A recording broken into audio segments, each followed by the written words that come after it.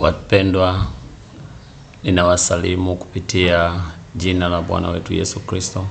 Naitwa mtumishi Michael. Nimependa leo tujifunze utangulizi wa kitabu cha Biblia. Biblia ni kitabu ambacho ndani yake kina vitabu ambavyo vimegawanyika katika makundi mawili.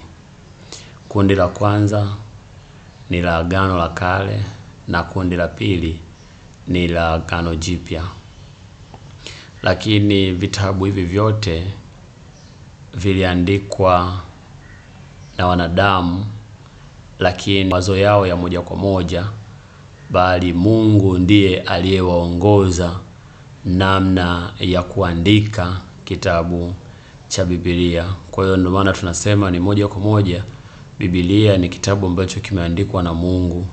Na ndio maana tunaposoma katika Biblia katika kitabu cha Petro wa pili ile sura ya kwanza mstari wa 20 na 21, maandiko yanasema, mkijua neno hili kwanza, ya kwamba hakuna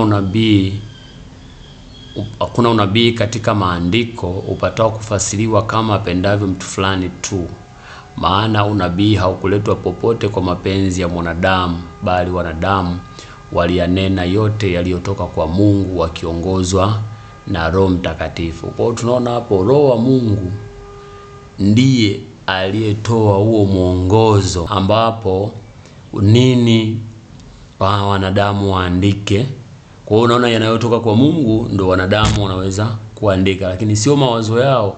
Mtu anakaa chini tu anaanza kuandika, mimi naona kwamba kulingana na matatizo, kulingana na changamoto hii tunayopitia, basi nilikuwa naona hekima iwe hivi. Hapana, ni Mungu mwenyewe ndio alikuwa anatoa mwongozo wanadamu ni waandike, ili sisi kwa kupitia kitabu chake cha Biblia tuweze kumfahamu Mungu kiundani na asili zake. Nini anapenda, nini hataki.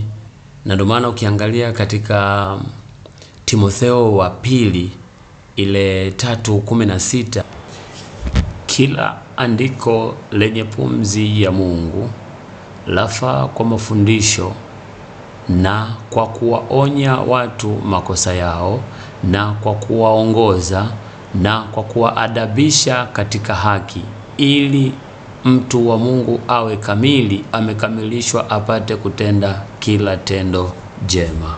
Kwa unaona, wanadamu sisi tunakamilishwa pale tu tunapofuata yale maandiko ya Mungu.